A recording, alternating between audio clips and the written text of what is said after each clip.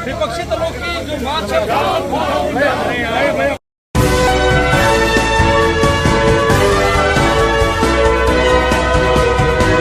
देश में ईडी की जो जगह है, लोग अब उसे शक की निगाह से देखने लगे हैं। विपक्ष ने तो पूरी तरीके से उसके खिलाफ मोर्चा खोल दिया है और ईडी को भी बैन करने तक की बातें सामने आ रही हैं और ऐसे भी प्रस्ताव पारित हो रहे हैं कि बिना परमिशन के अब ईडी कई राज्यों में घुस नहीं पाएगी।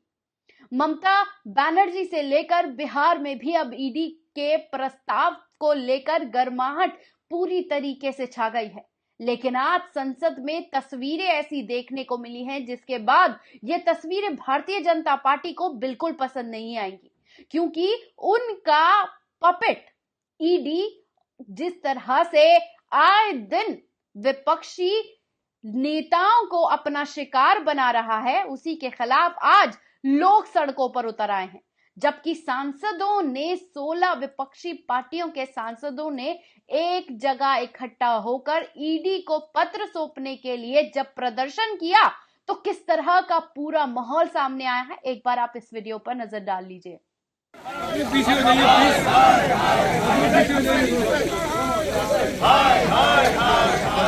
विपक्षी दलों की जो मार्च है तमाम जो सांसद हैं नजर आ रहे हैं। इस वक्त आपको तस्वीरों से दिखा रहे ग्राउंड जीरो से आपको चलिए चलो प्लीज बीजेडी समाजवादी पार्टी सहित तमाम ये मार्च है बड़ा सा और मोदी सरकार है तानाशाही मुर्दाबाद मुर्दाबाद तानाशाही मुर्दाबाद मुर्दाबाद मुर्दाबाद हिटलर शाही मुर्दाबाद मुर्दाबाद जेटली से जांच कराओ जेटली से जांच कराओ अडानी घोटाले जांच कराओ। दोस्तों, आपने देखा ये वीडियो। इस वीडियो से तो आप समझ ही गए होंगे कि किस तरह से सत्ता इतनी डर जाती है कि जैसे ही विपक्षी सड़कों पर उतरते हैं, अपनी पुलिस का जोर दिखाकर उन्हें पहले ही रोक लेती है ताकि वो अपने कोई एक्शन या कोई पत्र उन लोगों तक ना पहुंचा सके, ताकि उनके संज्ञान अगर पहुंच जाएंगे तो चाहते ना चाहते हुए भी कोई ना कोई तो एक्शन लेना ही पड़ेगा। लेकिन आज जिस तरीके से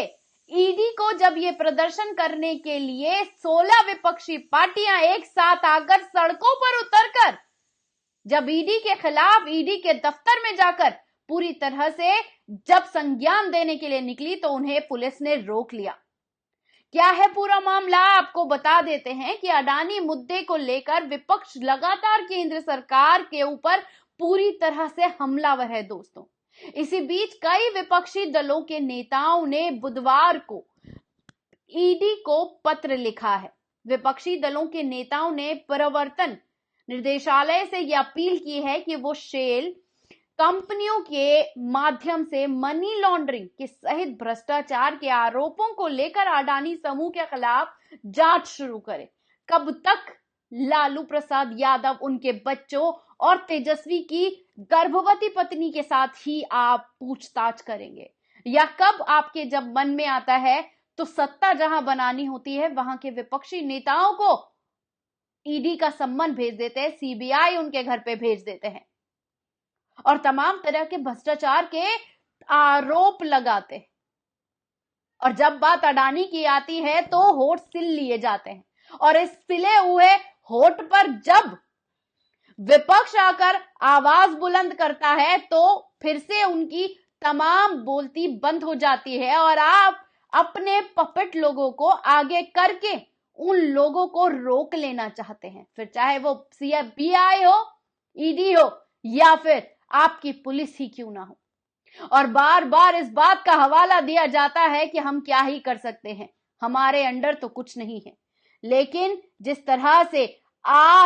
तरह से पत्र जो लिखा गया, उसमें लिखा गया ईमेल करके जांच एजेंसी को, तमाम पार्टियों को यह कहना पड़ा कि अपने अधिकार से बाहर काम जब आप नहीं कर सकते तो हमें बता दीजिए कि इस पत्र पर सीपीआई, सीपीआईएम, जेडीयू,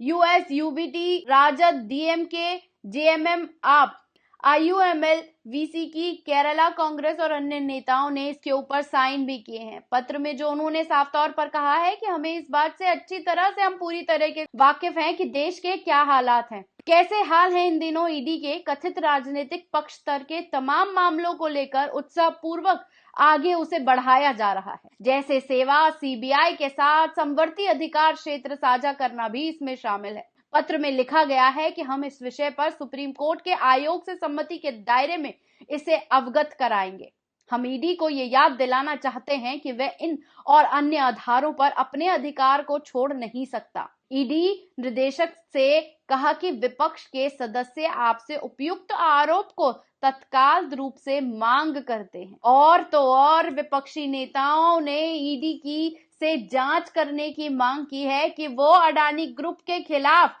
एक महत्वपूर्ण तमाम सबूतों के साथ हम सबूत आपको देते हैं, आप उनके ऊपर कार्रवाई करिए, आप उनके ऊपर ईडी के छापे मारिए, आप उनसे